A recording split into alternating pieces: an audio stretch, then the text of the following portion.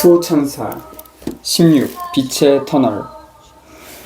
오두막에서 살게 된 지 4년쯤 접어들 무렵 밭은 제법 어엿한 모습을 갖췄다. 우리는 채소를 많이 길렀고 암탉도 몇 마리 키웠다.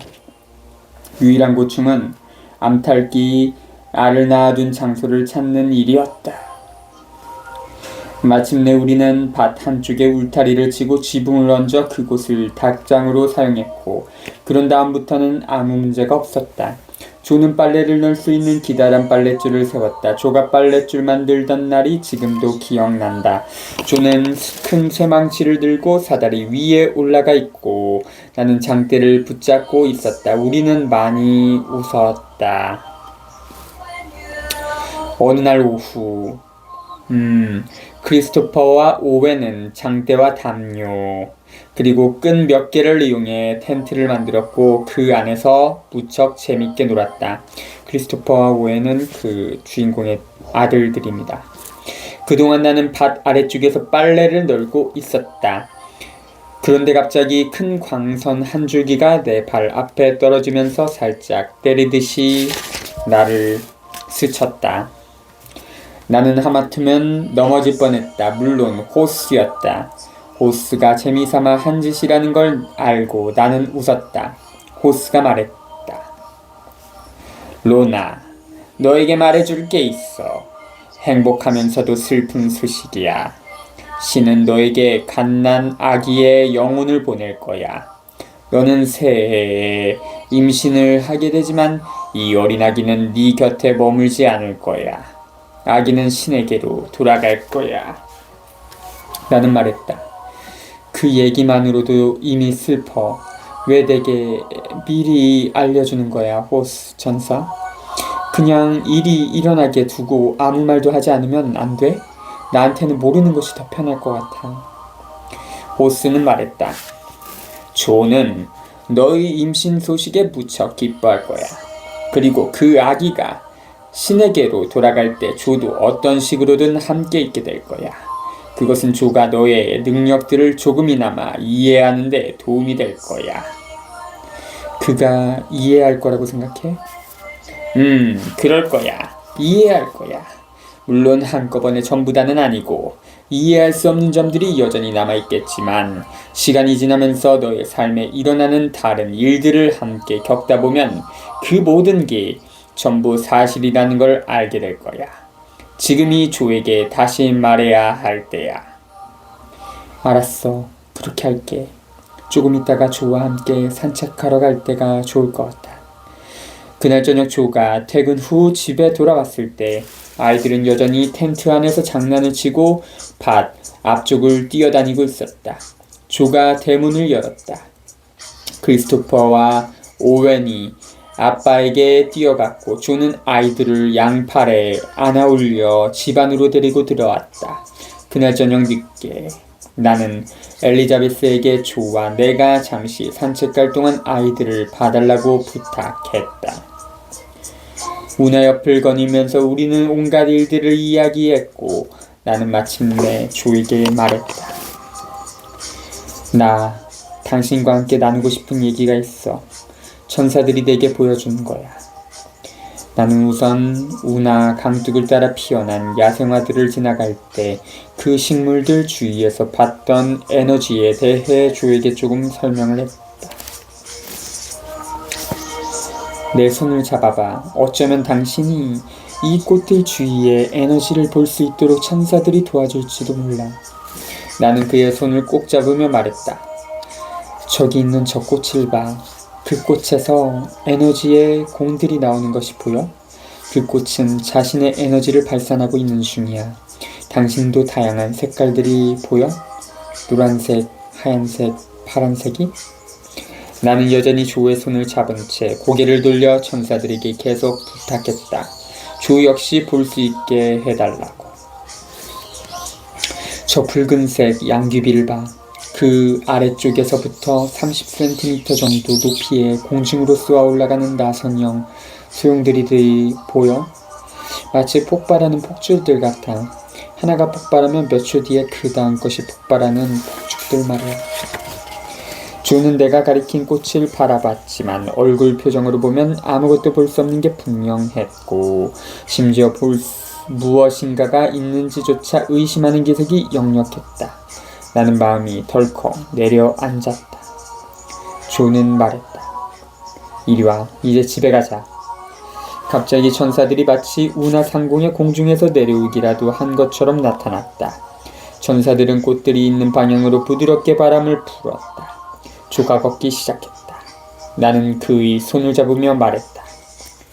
꽃들을 흔드는 바람을 봐. 이제 볼 수 있어, 조? 조는 마치 발이 땅에 달라붙은 것처럼 깜짝 놀라 서 있었다. 그리고 말했다. 이런 광경은 난생 처음이야. 조는 자신의 눈에 보이는 모습을 나에게 설명해줬다. 나는 행복하게 미소 졌다.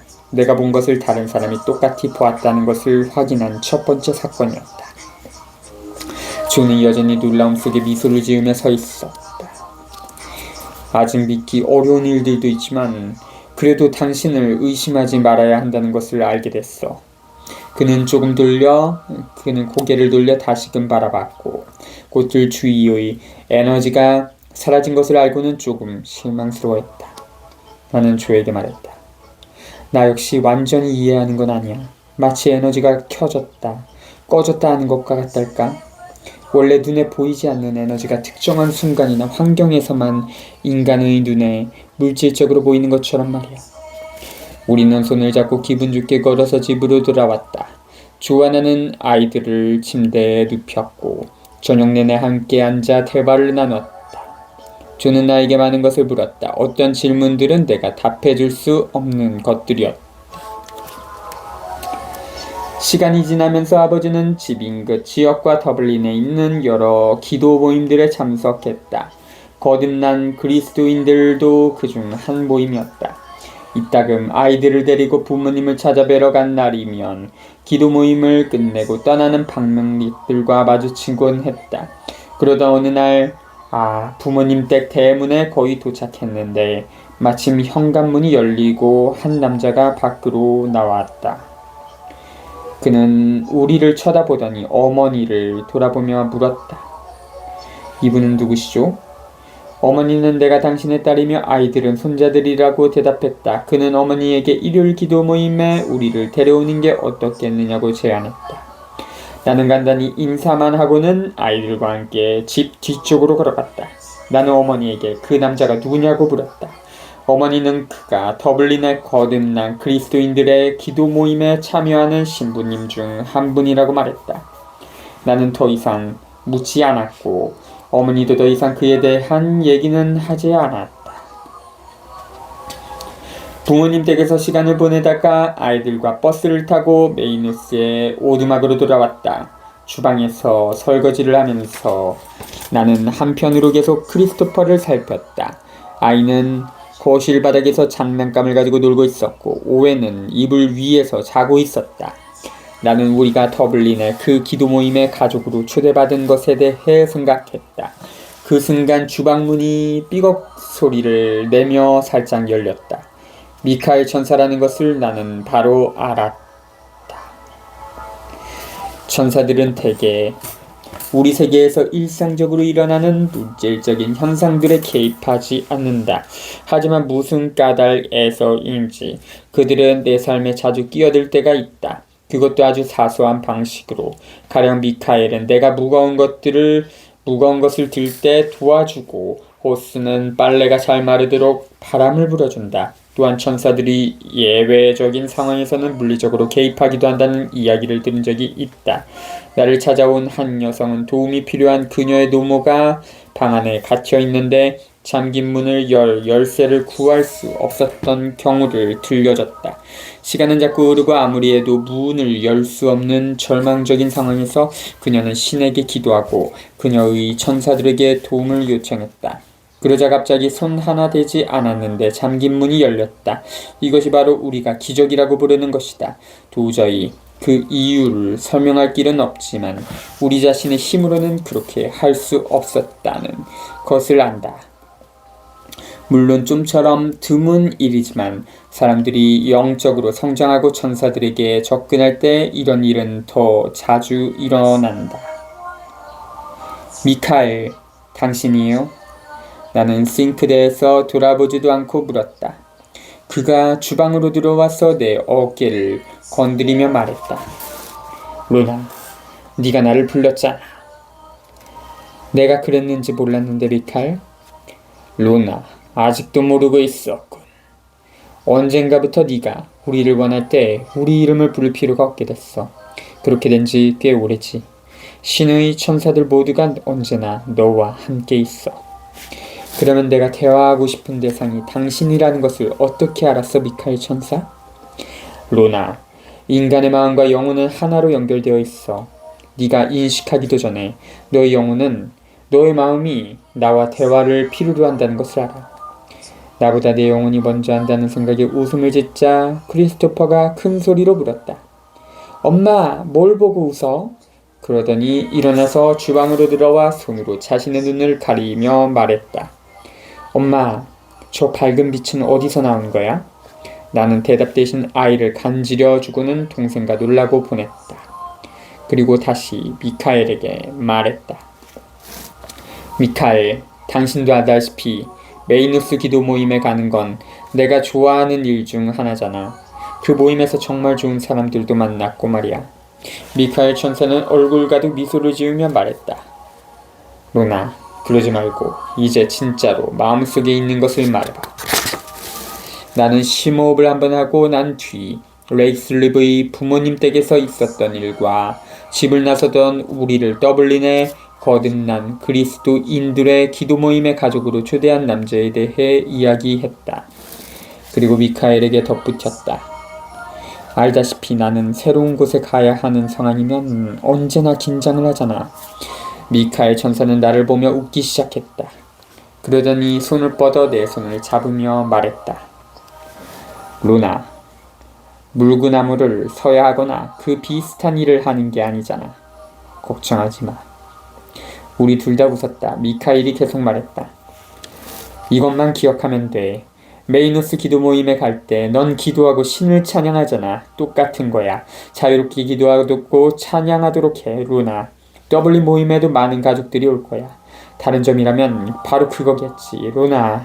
때가 되면 너는 부모님과 함께 이 기도 모임의 가족으로서 가게 될 거야. 하지만 당분간은 그런 일은 없을 거야.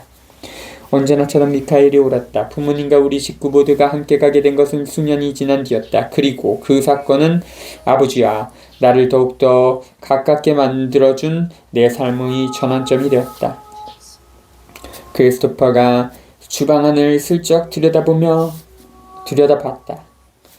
엄마, 그 빛이 또 보여. 미카엘 천사는 사라졌다. 나는 크리스토퍼를 안아올렸고 우리는 잠시 외바퀴 손수레를 타고 놀았다. 천사들이 말한 것처럼 새해가 되자 나는 임신을 했다. 주와 나는 그 사실을 알고 매우 행복했다. 이 아기가 우리 곁에 머물지 않으리라는 것을 알고 있던 나의 마음은 비록 무거웠지만 여자가 임신을 하면 아기의 영혼은 자신의 어머니가 유산을 하게 될지 미리 안다. 낙태를 하게 될지, 사산을 하게 될지, 아니면 기형아로 태어날지. 무슨 일이 일어나든 간에 아기의 영혼은 변함없이 자신의 부모를 사랑하며 언제나 그들 편에 서 있다. 아기의 영혼은 평생을 통해 부모를 도울 것이다. 만약 당신이 아기를 잃은 적이 있다면 그 어린 아기의 영혼이 당신을 자신의 어머니 혹은 아버지로 선택했다는 사실을 결코 잊지 마라. 실제로 아기의 영혼은 임신이 되기도 전에 당신을 선택한다. 그 어린 영혼은 당신을 사랑하며 당신이 자신을 임신했다는 사실에 무척 기뻐한다.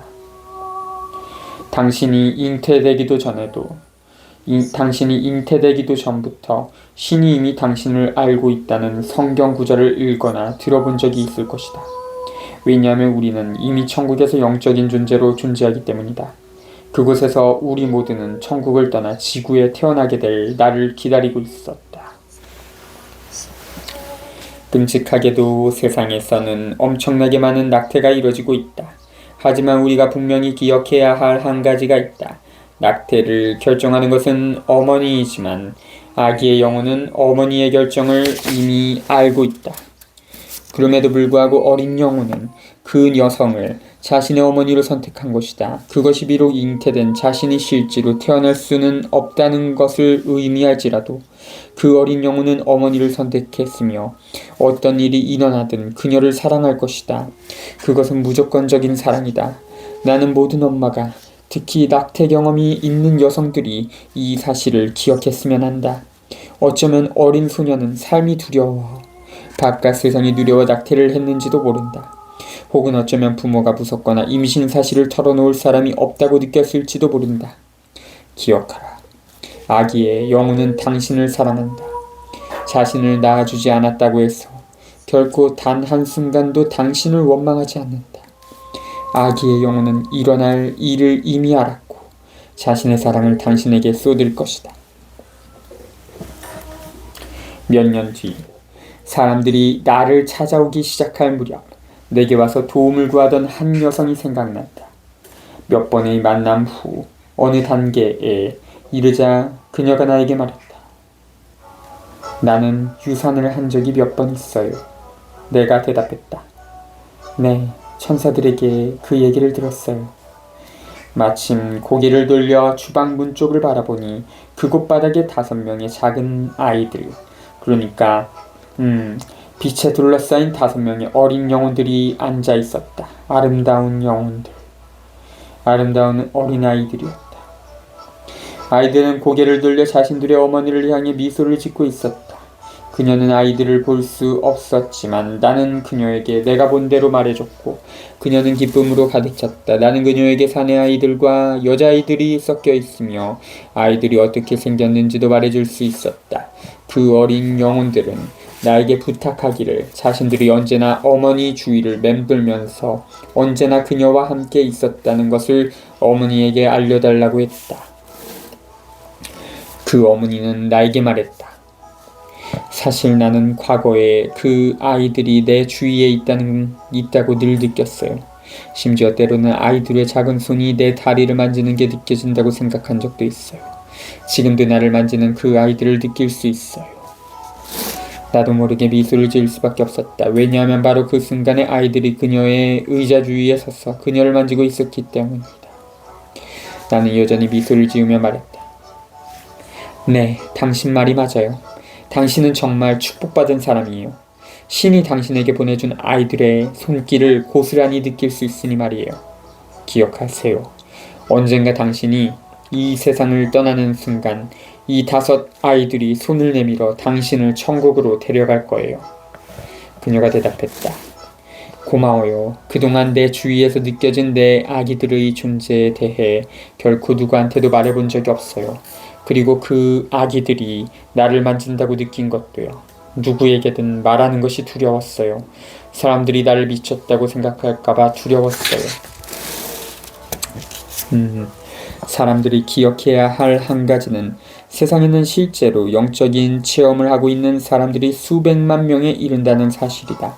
하지만 그들은 자신들의 경험을 입 밖으로 말하는 것을 꺼리고 두려워한다. 실제로 천사들이 자신들을 돕고 있다고 믿고 때때로 천사들의 존재를 느끼는 이들이 많지만 그들은 종종 스스로를 달래곤 한다. 어쩌면 자신은 천사를 본 것이 아니며 어쩌면 혼자만의 상상일지도 모른다고. 하지만 천사의 존재를 인정하고 이렇게 말하는 것은 아름다운 일이다. 네, 나는 천사들의 존재를 믿어요.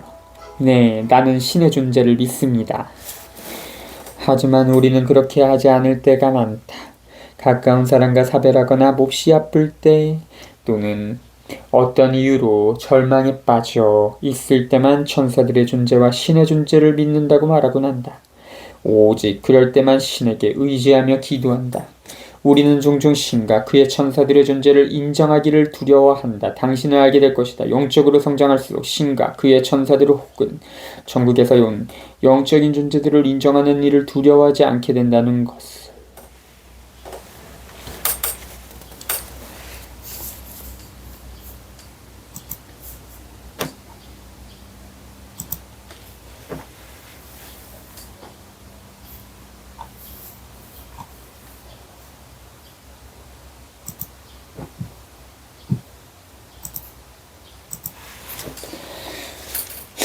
임신 초기 몇 달 동안 조 역시 몸이 좋지 않아 보였다. 조는 배의 심한 통증을 호소했고 의사들은 그에게 각종 검사를 권했다. 검사 결과 만성 맹장염 진단이 나왔지만 병원에서는 수술할 만큼 심각한 상태는 아니라고 하면서 약만 처방해주고 조를 집으로 돌려보냈다. 하지만 조의 통증은 계속되었고 결국에는 음식을 삼킬 수가 없는 지경에 이르렀다. 그러다 보니 더 이상 빠질 수가 없을 만큼 살이 빠졌다. 내게는 조의 몸 상태가 악화되고 있는 것이 보였다. 결혼하기 전에 내가 봤던 그의 내부 장기 주위에 회색빛이 더 짙어졌고 그의 맹장 주변에 빨간색으로 부풀어 오른 덩어리가 보였다. 나는 천사들에게 심정을 토로했다. 조가 그렇게 몇 달째 계속해서 고통스러워하는 것을 보고만 있는 것은 너무 불공평하다고. 나는 천사들에게 도움을 요청했다. 의사는 현재로서는 취할 수 있는 조치가 없다고 했다. 그는 조에게 미안하지만 치명적인 통증이 아닌 이상 병원에서는 맹장을 제거하지는 않을 것이라고 말했다. 임신 석 달째 나는 유산이 되었다. 태어나지 않은 나의 어린 아기가 떠나기 일주일쯤 전부터 천사들이 내 배를 계속해서 만져줬고 빗줄기들이 번쩍이곤 했다. 수차례나 나는 물었다. 내 아기는 내 곁에 머물 수 없는 거야? 하지만 번번이 안 된다는 말만 들었다. 이따금조는 내게 왜 그리 슬퍼하느냐고 물었고 나는 단지 호르몬 때문이니까 신경 쓰지 않아도 된다고 대답했다. 천사들이 말한 내용은 그에게 절대 말하지 않았다. 조는 아픈 몸으로도 언제나 집 안팎에서 나를 도와주려고 노력했다. 그 운명의 날. 나는 조를 도와 헛간에 토탄을 쌓고 있었다. 그러다가 피곤이 느껴져 조에게 안에 들어가서 잠시 소파에 눕고 싶다고 말했다. 잠깐 잠이 들었다. 깨보니 조가 들어와서 일을 다 마쳤다고 말했다. 토탄을 전부 헛간에 쌓아둔 것이다. 아이들은 밖에서 놀고 있었다. 차를 끓이기 위해 내가 일어나려고 하자 조는 자신이 대신 끓이겠다고 했다. 조가 주방에 들어간 지 1분도 채 안 되어 끔찍한 통증이 느껴졌다.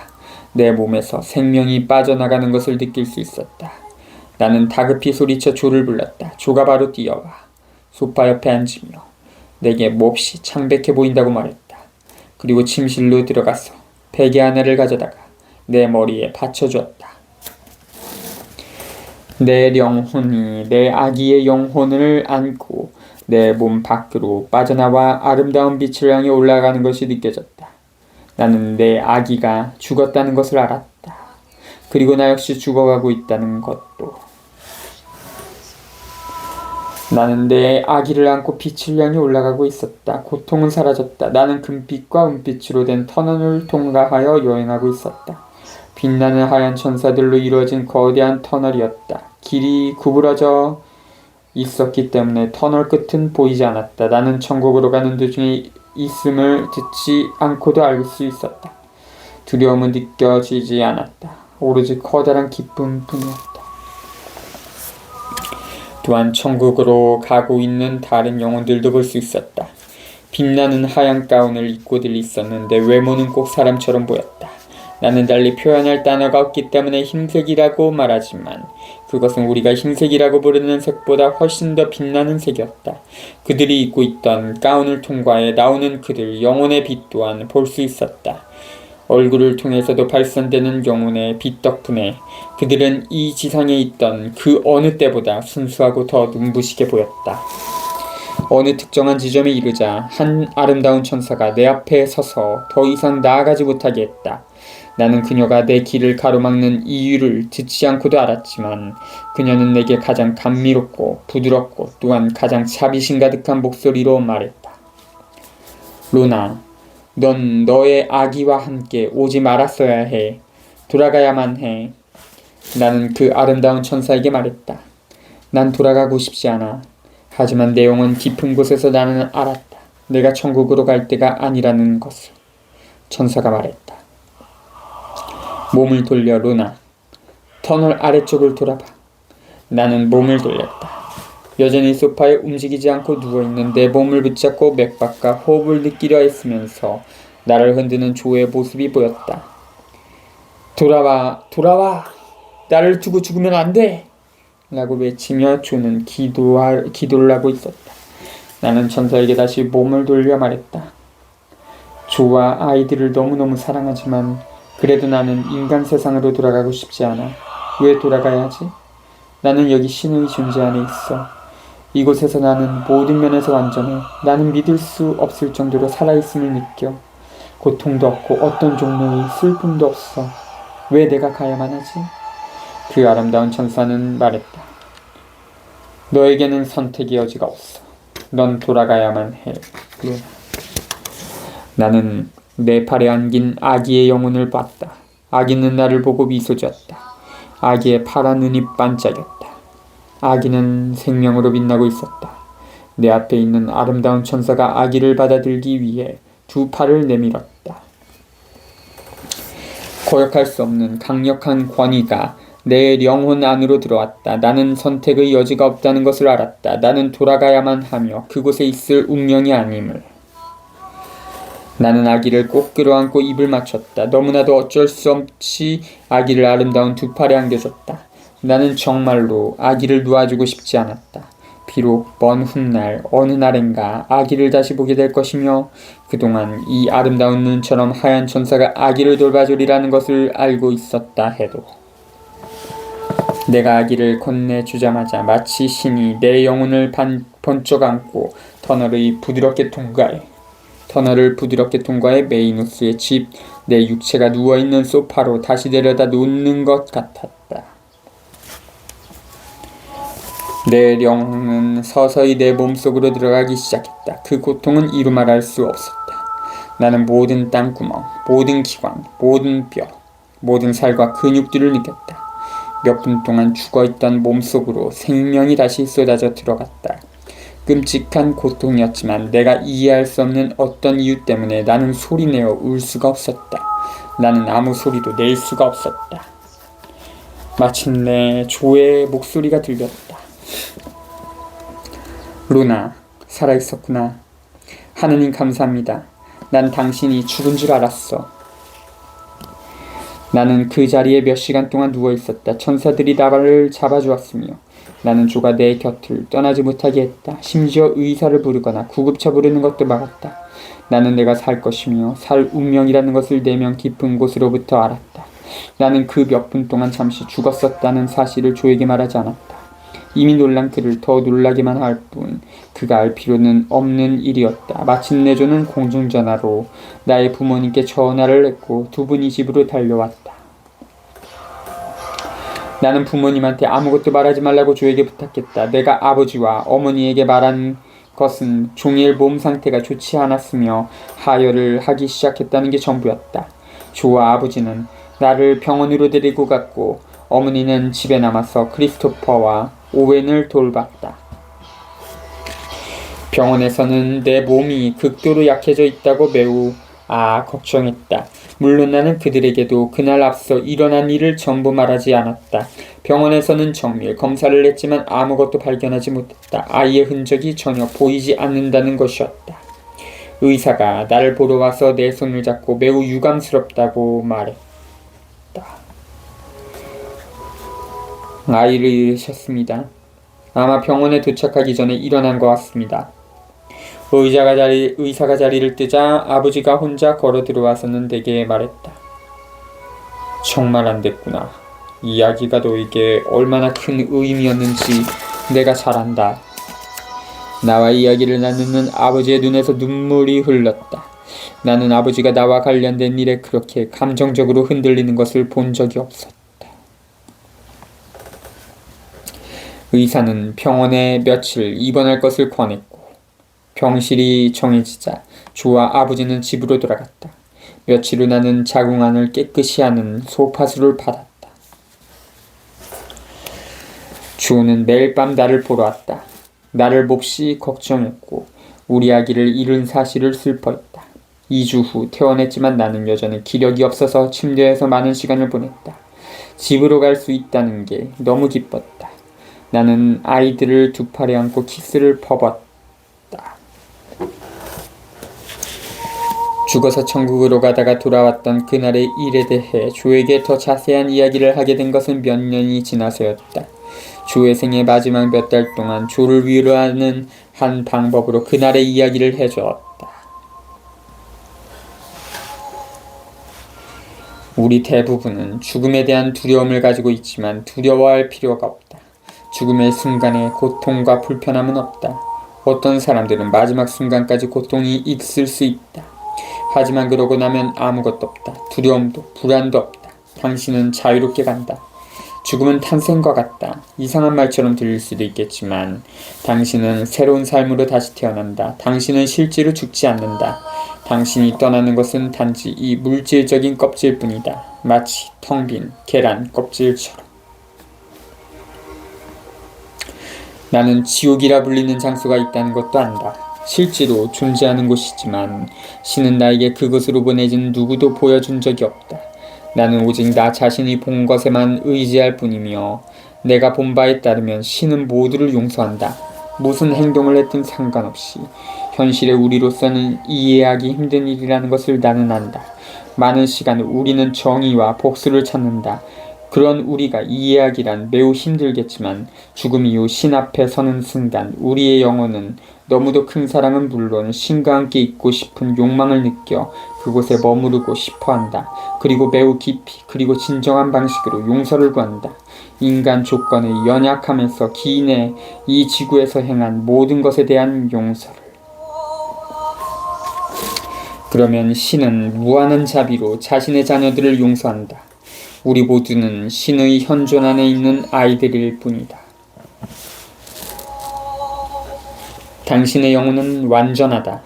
당신의 영혼이 육체로부터 자유로워질 때 그 영혼은 우주를 통과해 상상조차 할 수 없었던 장소들로 여행한다. 얼마나 황홀한 기분일지 당신이 이해할 수 있도록 내가 어떻게 도울 수 있을까? 달리 표현할 방법은 없다. 당신 자신이 그것을 경험하기 전에는 말해줄 방법도 없다. 그리고 우리 대부분은 그것을 경험하기 위해 죽을 때까지 기다려야만 한다. 당신이 죽을 때 당신은 혼자가 아니다. 언제나 천사들과 당신보다 먼저 간 영혼들과 동행한다. 당신은 돌아오는 것을 원하지 않을 것이다. 더 이상 고통이 없고 더 이상 눈물이 없고 더 이상 슬픔이 없는 곳으로부터 인간의 몸으로 돌아오기를 왜 원하는가? 그렇기 때문에 사람들은 죽음에서 돌아오기를 원하지 않으며 영혼을 인간 육체로 돌려보내는 것은 오직 신만이 결정하는 일이다. 왜냐하면 아직 때가 되지 않았기 때문이다. 우리는 매우 물질적인 사회에 살게 되었고 그래서 죽음을 바라보며 종종 묻는다. 이것이 그것인가? 내가 부패되어 사라지면 그곳에 더 이상 아무것도 없는가? 분명히 말하지만 더 이상의 것이 존재한다.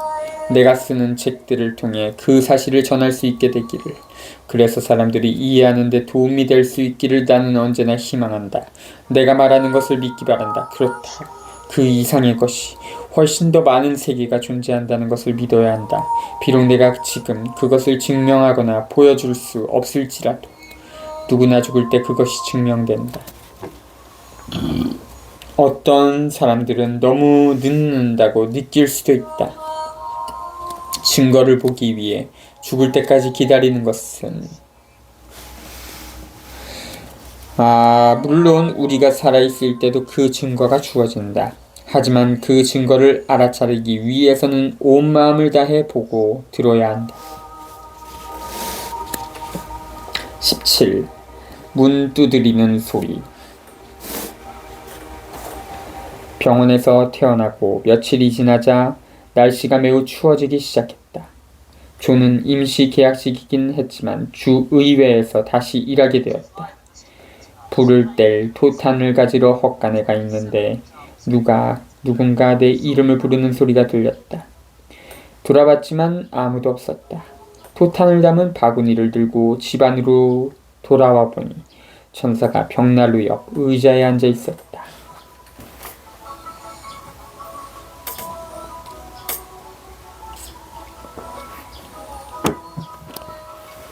나는 깜짝 놀랐다. 지금까지 보아온 천사들과 다르게 몹시 특이한 인상이었다. 마치 모두 똑같은 크기로 완벽하게 부서졌어. 모두가 빛을 반사하는 뾰족뾰족한 유리 조각들로 만들어진 것 같았다. 얼굴과 생김새가 매우 날카로웠고 일어섰을 때 보니 키가 3m가 넘어 머리가 거의 천장에 닿았다. 독특하게도 그의 모든 부분에서 음악이 흘러나오는 것 같았다. 내가 지금껏 들었던 그 어떤 음악과도 같지 않은 매혹적이고 부드럽고 감미로운 음악이었다. 그것은 인간의 음악이 아니었다. 천국에서 들리는 음악이라고 상상되는 그런 종류의 음악이었다. 안녕 루나, 내 이름은 카파스야. 어떤 특별한 일이 너와 조에게 일어날 거야. 특히 조에게. 나는 물었다. 카파스 천사, 그게 언제인지 말해줄 수 있어? 곧 일어날 거야. 루나, 천사들이 너희 집으로 내려올 때 알게 될 거야. 그렇게 말하고 나서 카파스는 의자에서 일어나 호련히 사라졌다. 몇 주가 지났다. 정확히 몇 주가 지났는지는 모르지만 여전히 날씨가 추웠다. 조는 우리의 아기를 잃었다는 사실에 아직도 깊은 슬픔에 잠겨 있었고 나 역시 마찬가지였다. 그러나 나는 조보다 미리 알고 있었기에 슬픔에 익숙해질 수 있는 시간을 더 많이 가진 셈이었다. 날씨는 점점 나빠졌고 바깥은 얼어붙었다. 아주 몹시 추웠다. 눈이 아주 많이 내리고 있었다. 그날 조는 퇴근에 돌아오는 길에 식료품점에 들렀다. 그날 쇼핑백을 하나를 안고 현관을 들어서던 조의 모습을 나는 아직도 기억한다. 안으로 들어오면서 그는 말했다. 오 하느님, 이렇게 추울 수가 있다니. 그가 하느님이라는 단어를 말하자마자 천사들이 우리의 작은 집으로 내려왔다. 마치 천사들이 집의 모든 부분을 통해 들어오는 것 같았다. 지붕을 통해, 벽을 통해, 심지어 바닥을 통해서도 들어왔다. 집을 이루는 모든 원자들이 천사들로 가득 차 있는 듯했다. 내게 무언가 특별한 일이 일어나려고 할 때면 전에도 늘 있었던 현상이 여전히 그대로 나타나고 있었다. 바로 그게 카파스 천사가 말한 특별한 일, 조에게 일어날 특별한 일이라는 것을 나는 알 수 있었다. 조가 말을 잃었다. 저렇게 계속 눈이 오면 내일 아침에는 현관 밖에는 못 나가게 될지도 몰라. 바깥에는 하염없이 눈이 쌓여만 갔고 라디오에서는 눈과 얼음 때문에 도로가 두절되고 레이슬리까지 이르는 거의 모든 교통이 마비되었다는 뉴스가 흘러나오고 있었다. 그날 저녁 내내 우리는 벽난로에 불을 지폈다. 전기마저 나가는 바람에 벽난로가 우리의 유일한 불빛이었다. 그날따라 우리의 작은 오두막집 안이 무척이나 아늑하고 포근하게 느껴졌던 기억이 난다. 아이들은 침대에 잠들어 있고 우리에게는 충분한 연료와 식량이 있었다. 기분이 좋고 안심이 되었다. 밤 10시쯤에 조와 나는 벽난로 앞에 앉아 따뜻한 차와 샌드위치로 늦은 저녁을 먹으며 우리의 잃어버린 아기 이야기를 나눴다. 그날 밤 벽난로 앞에 앉아 우리는 아기의 이름을 지어주었다. 방은 천사들로 빛나고 있었고 나는 몇몇 천사들이 우리의 침실로 들어가는 것을 알아차렸다. 천사들은 다시 우리의 작은 거실로 돌아와 크리스토퍼와 오웬에 대해 이야기했다. 어린 천사들처럼 평화롭게 잠들어 있네. 모든 것이 고요해졌다. 아무 소리도 들리지 않았다. 나는 의자에서 일어나 창밖을 내다보았다. 하얗게 쌓인 눈을 제외하고는 칠흑같이 어두웠다. 어둠 속에서 눈이 희미하게 빛나고 있었다. 나는 조금 걱정이 되기도 하고 흥분이 되기도 했다. 나는 천사들이 대체 어떤 일이 일어나게 할지 몰랐지만 특별한 일이라는 것만은 알고 있었다. 바로 그 순간 창문에서 3번 두드리는 소리가 났다. 조와 나는 너무 놀라 움찔했다. 조가 말했다. 오 하느님, 바깥에 누군가 있는 것이 틀림없어. 조가 의자에서 막 일어났는데 이번에는 현관문에서 3번 두드리는 소리가 났다. 나는 말했다. 바깥은 꽁꽁 얼었을 텐데 어쩌면 엄마 아빠인지도 몰라. 필요한 게 있어서 오셨는지도. 조가 말했다. 오늘 밤 같은 날씨에 여기까지 오신다면 제정신이 아니실걸? 존은 모든 천사들에 둘러싸여 있었다. 물론 존은 깨닫지 못했다. 갑자기 나는 무슨 일이 일어나려는지 깨닫고 웃기 시작했다. 조가 물었다. 왜 웃어? 문 밖에는 아무도 없어. 누군지 난 알아. 누군데? 나는 말했다. 우리 아기야. 아기가 작별 인사를 하러 왔나봐. 아기는 당신이 믿을 수 있도록 하려고 물리적인 신호를 보내고 있는 거야. 그래서 문을 두드린 거지. 그러자 조가 말했다. 그만해. 그런 말도 안 되는 소리 하지 마. 나가서 현관문을 열어봐. 그러면 눈 위에는 어떤 발자국도 없을 테니까. 나는 조의 표정을 보며 다시 웃음을 터뜨렸다. 방 안은 천사들로 가득 차 있었다. 나는 천사들이 우리 아기의 영혼을 데리고 와서 창문을 두드리게 했다는 것을 알았다. 그리고 어느새 아기는 다른 천사들과 함께 떠나갔다. 꼭 그 장면을 볼 필요는 없었다. 우리의 어린 아들은 자신의 아빠를 위해서, 아빠가 믿을 수 있도록 돕기 위해 그렇게 한 것이었다.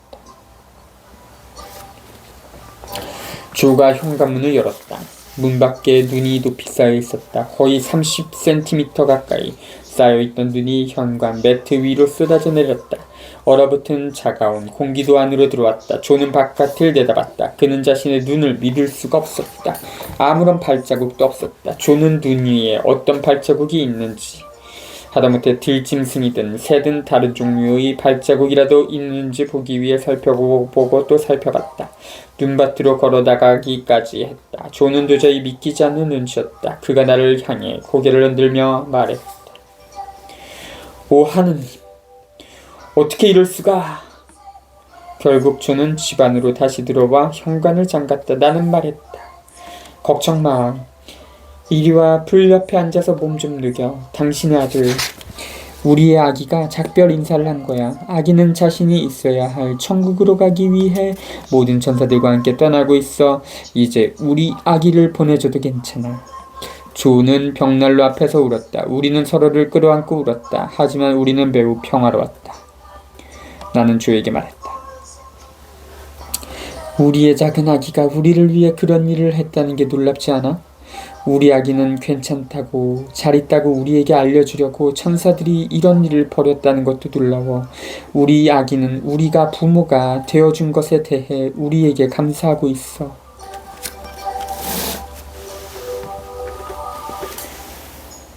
아버지는 우리가 잘 있는지 궁금하다며 느닷없이 들르는 습관이 있었다.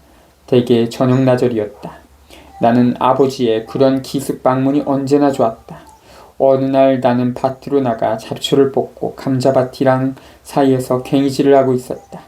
크리스토퍼가 나를 도왔다. 아직 6살밖에 안 되었지만 크리스토퍼는 언제나 나를 거들지 못해 안달이었다. 아버지의 차가 창문 밖에 멈추는 소리를 듣고 몸을 돌렸다. 두 사내 아이들이 할아버지 하고 소리를 질렀다. 크리스토퍼는 감자밭을 가로질러 달려나가 문을 열려고 했고 오웬은 뒤에서 아장거리며 걸었다. 대문은 끈으로 묶여 있어서 나는 오웬을 들지 않고 크리스토퍼가 매듭을 풀도록 도와줬다. 대문이 열렸고 오웬은 내 팔에서 내리려고 바둥거렸다. 크리스토퍼는 아버지가 차에서 내리자 인사를 했다.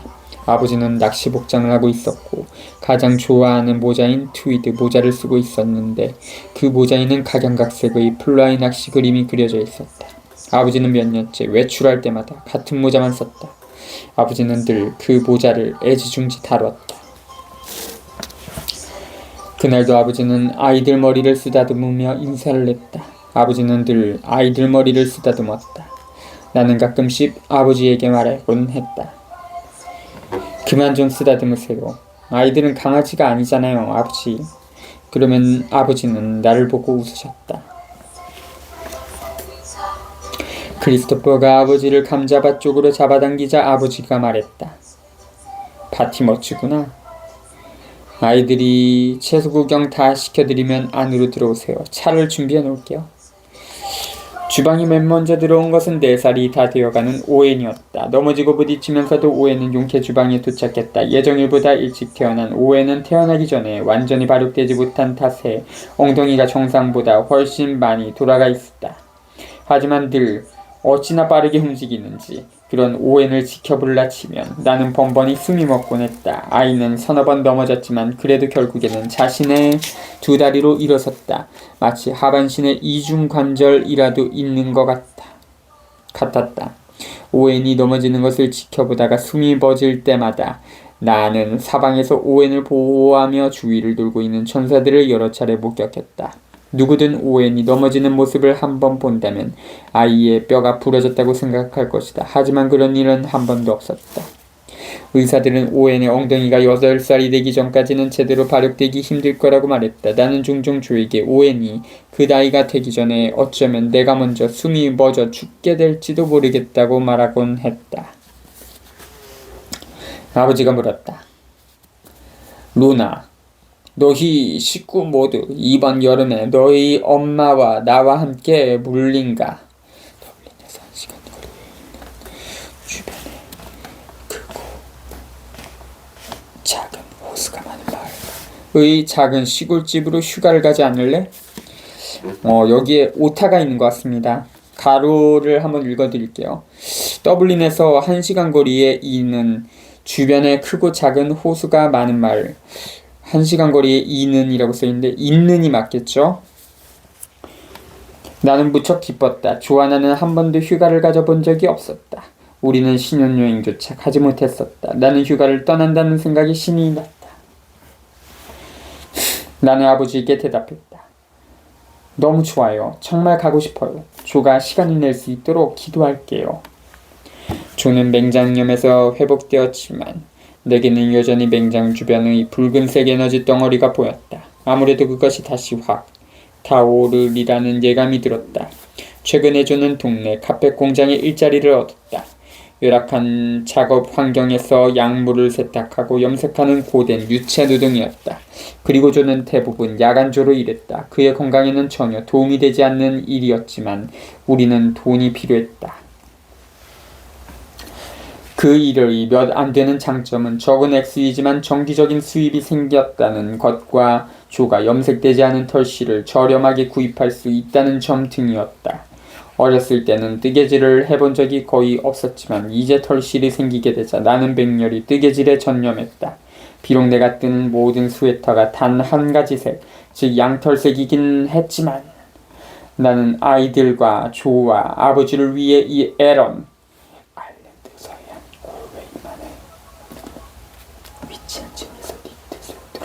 식의 스웨터를 떴다.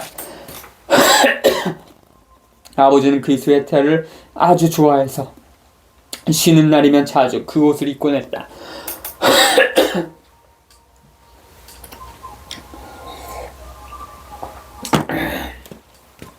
아버지와 나는 주방에 앉아 차를 마시며 몇 분 동안 이야기를 나눴다. 아이들도 기뻐했다. 아이들은 할아버지에게 그 시골집이 어디에 있는지, 어떻게 생겼는지, 정원에 나무들이 있는지 이것저것 많은 질문을 했다. 정원이 야생 그대로라. 나무들도 많고 너희들 키만큼 자란 풀들이 있단다. 오솔길도 있는데 밀림처럼 온통 풀이 지멋대로라. 자라있지. 지멋대로 자라있지. 너희들이 마음껏 뛰어놀 수 있을 거야. 언제 가요? 이번에는 내가 대답했다. 할아버지와 아빠가 휴가를 얻기 전까지는 못 떠나. 아버지는 차를 마시고 밖으로 나가 아이들과 함께 잠시 밭에서 놀아줬다. 그리고 곧 큰 소리로 작별 인사를 했다. 또 보자, 로나. 난 이제 간다. 아버지와 휴가 여행 얘기를 했던 날에 바로 전날은 바람이 거의 불지 않고 햇볕이 많이 나 따뜻한 날이었다. 그런데 아버지가 떠나고 난 뒤 빨랫줄에 빨래를 널고 있으려니 갑자기 강한 바람이 불어왔다. 나는 그것이 평범한 바람이 아닌 것을 알고 웃기 시작했다. 나는 말했다. 틀림없이 당신이지 호스스. 빨래가 전부 나한테로 날아오잖아. 대체 무슨 짓을 하려는 거야?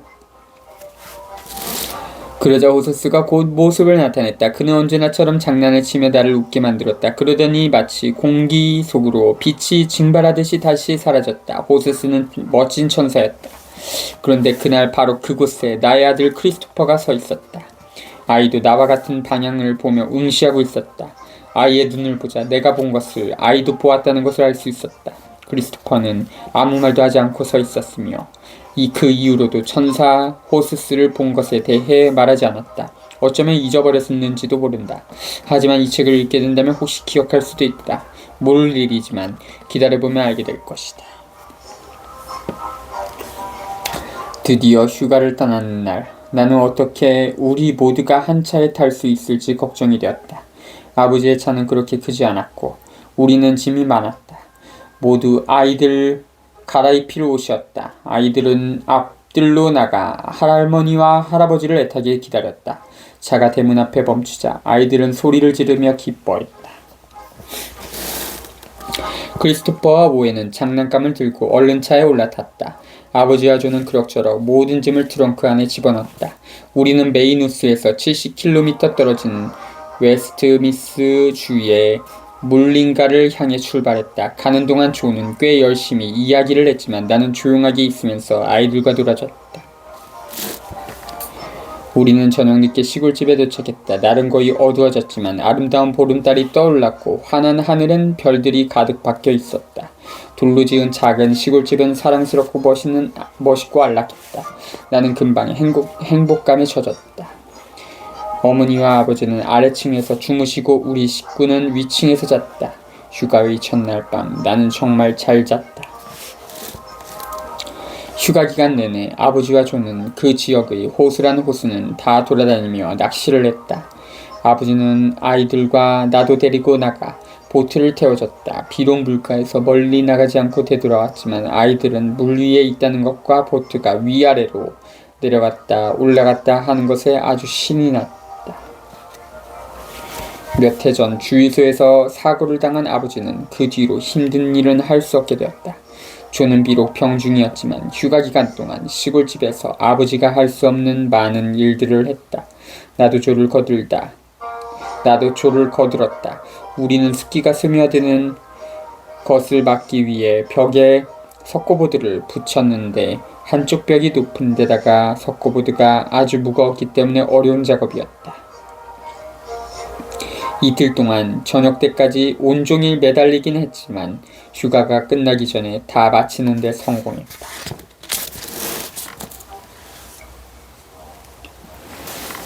며칠 저녁 조와 아버지는 플라이 낚시를 하러 갔다. 어느 날 저녁에 나는 조에게 혼자 산책을 하고 싶은데 아이들 옆에 있어달라고 부탁했다. 나는 정말로 천사들과 이야기를 하고 싶어서 혼자 있고 싶었다. 그것도 조용히가 아니라 큰 소리로 말하고 싶고. 그래서 천사들이 실제로 인간의 모습으로 내 옆을 거닐게 하고 싶었다. 저녁 8시쯤 나는 밖으로 나갔다. 그 시간이면 호숫가에 사람들이 많지 않다는 것을 나는 알고 있었다. 나는 큰 도로를 가로질러 왼쪽에 있는 작은 길로 들어섰다. 그쪽으로 가면 호수에 이르는 오솔길이 있었다. 나는 왼쪽으로 돌아 호수로 가는 대신에 계속 곧장 가기로 했다. 그렇게 걸어가면서 천사들에게 말을 걸었다. 이제 내 옆에 나란히 걸어도 돼. 당신들이 영적인 상태에 있다는 걸 난 알아. 하지만 이제 당신들과 이야기를 나눌 수 있도록 육체적인 모습으로 나타나는 게 필요해. 미카엘 천사가 내 옆에 나타나 나와 포즈를 맞추며 걸었다. 그는 내 어깨에 손을 얹었다. 그 느낌이 좋았다. 길을 따라 걷고 있는데 미카엘 천사가 말했다. 좀 더 길 위쪽으로 가자, 루나. 그 오른쪽에 숲이 있어. 우리 그곳으로 산책하러 가자. 숲에 이르러 보니 숲이 무성하고 무척 어두워 보였다. 나는 말했다. 저 숲에서는 산책하기 싫어. 미카엘이 내 손을 잡았다. 걸음을 옮기자 검은 딸기나무가 양옆으로 움직여 길을 터줬다. 우리는 들판과 호수가 내려다 보이는 숲속 작은 빈터에 이르렀다. 때로는 천사들이 바로 내 옆에 있고 그래서 두려워할 것이 없다는 것을 알면서 걷는 것만으로도 기분이 좋다. 그러나 그날 밤 미카엘과 함께 그 숲을 건너는 동안 나는 나를 지켜보는 무엇인가가 있다는 것을 어렴풋이 느꼈다. 하지만 나는 그것에 대해 많이 생각하지 않았고 미카엘에게 묻지도 않았다. 다음날 아침 식사 뒤에 아버지는 조에게 다시 낚시를 가자고 했고 두 사람은 낚시 도구를 챙겨 떠났다. 나는 두 사람 뒤에 대고 외쳤다. 차를 마시러 집으로 돌아올 때는 물고기 몇 마리를 좀 가져다 달라고. 아버지는 노력해보겠지만 장담할 수는 없다고 대답했다. 두 사람은 이내 호수를 향해 내려갔다. 어머니는 정원으로 나가 화분을 가꾸거나 무슨 일인가를 하느라 분주했다. 그래서 나는 청소를 마친 뒤 아이들을 데리고 오솔길로 나갔다. 그곳에 나무들이 있었다. 자연 그대로의 장소라서 아이들은 그곳을 무척 좋아했다. 어머니가 정원 일을 마친 뒤에는 어머니와 아이들과 함께 호수 쪽으로 산책을 하며 휴가의 마지막 날을 즐겼다. 우리는 길에서 만나는 사람들과 이야기를 나눴다. 우리처럼 휴가를 즐기러 온 사람들도 있었고 어머니와 아는 사이인 그 지역 사람들도 있었다.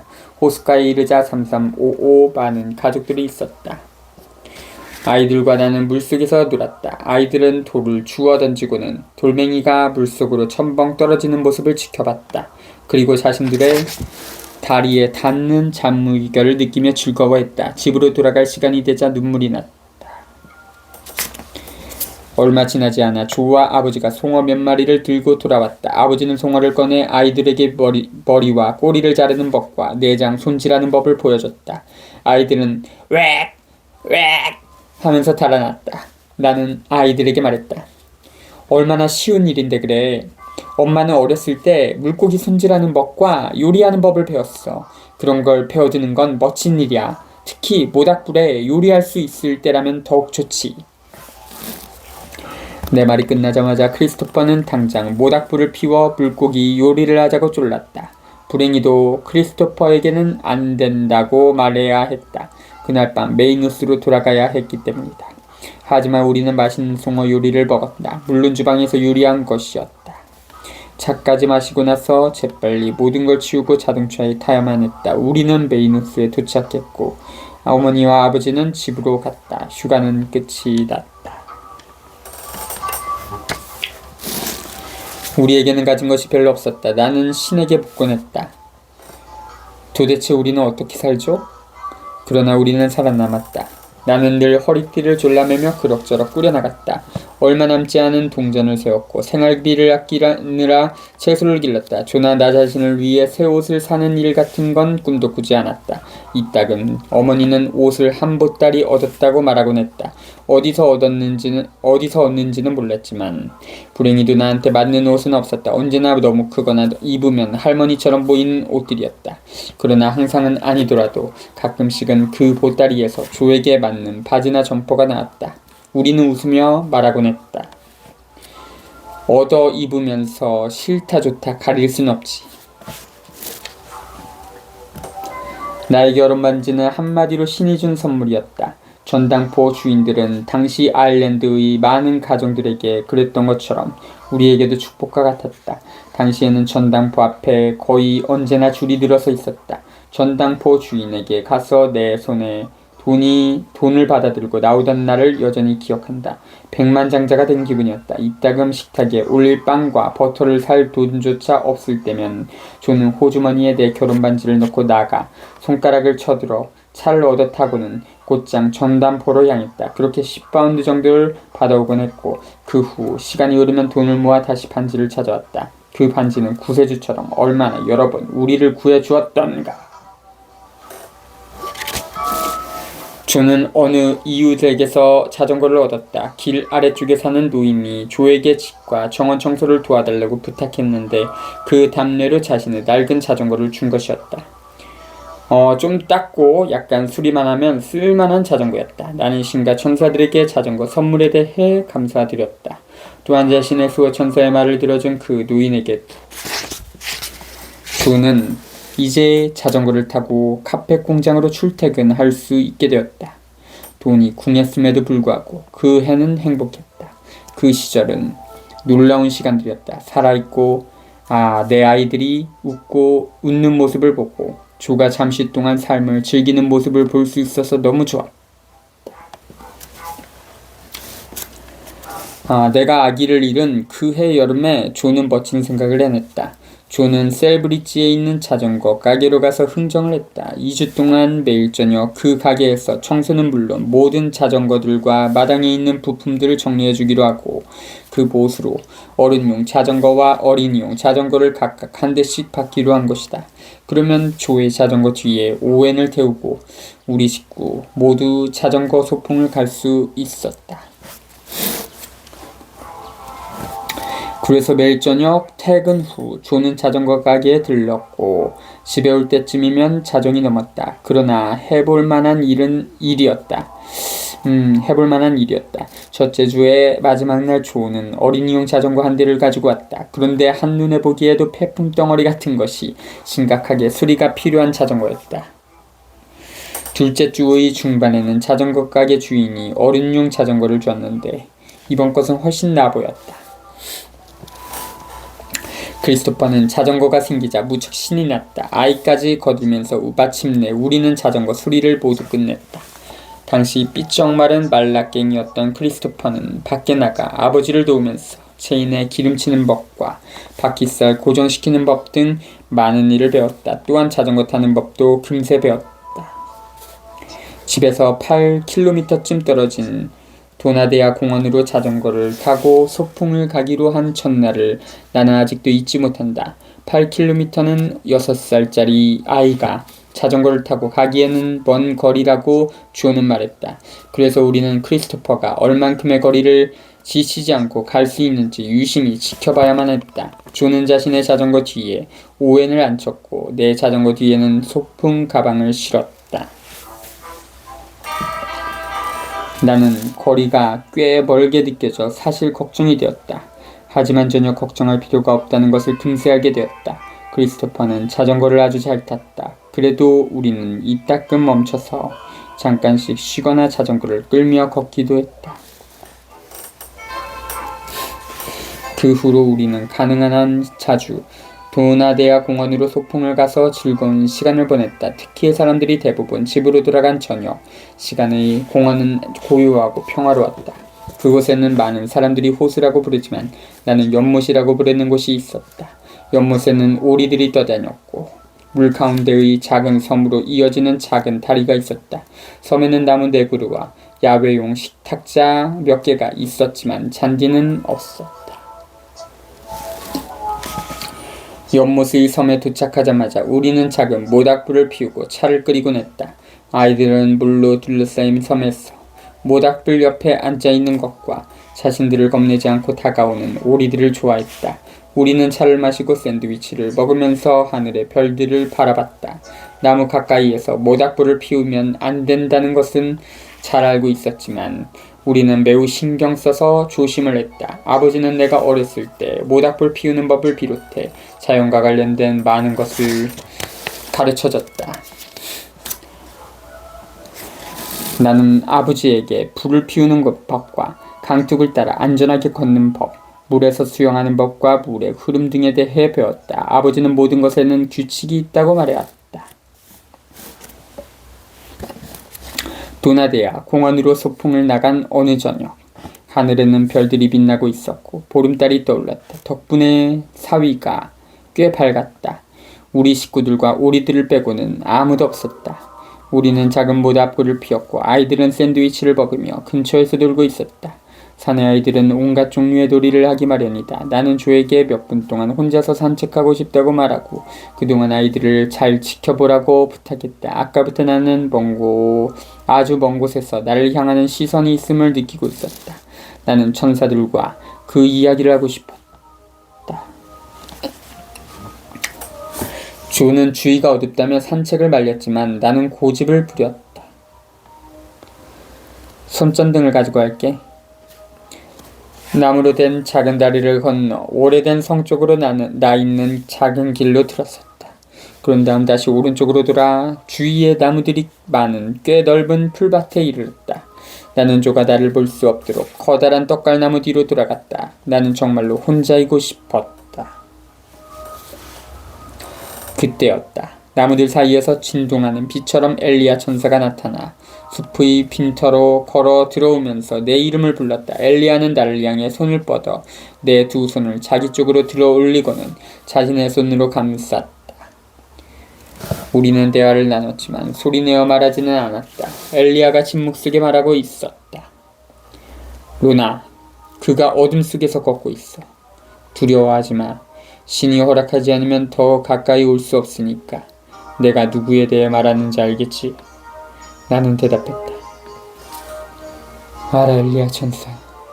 악마에 대해 말하는 거라는 거. 어둠 속에서 나를 줄고 지켜보고 있는 자가 그 자야? 나를 둘러싼 빛의 원 너머에 있는 누군가 또는 무언가가 내 삶의 가장자리에 존재하는 것을 느껴왔어. 그는 수백만 킬로미터 떨어진 또 다른 어둠의 원 안에 숨어있지. 지난 6달 동안 나는 겁이 났어. 신과 당신들 천사들 모두가 나를 지켜준다는 것은 알고 있지만. 엘리야가 말했다. 루나, 지금 이건 일시적인 해프닝이야. 왜냐하면 언젠가는 신이 악마의 존재 안에 너를 밀어넣어 본격적으로 시험할 날이 올 테니까. 내가 물었다. 이 일이 해프닝이라면 신은 어디에 계실까? 엘리야가 말했다. 신은 너의 오른쪽에 있고 악마는 너의 왼쪽에 있어. 나는 말했다. 신은 나와 함께 있으면서 내게 힘을 주실 거야. 중요한 건 오직 그 사실이지. 하지만 내 안에는 여전히 엄청난 두려움과 무서움이 가득했다. 바로 그때 엘리야 천사가 내 손을 놓았고 두 손이 내 양옆으로 떨어지는 순간 나는 평화와 사랑의 느낌으로 채워졌다.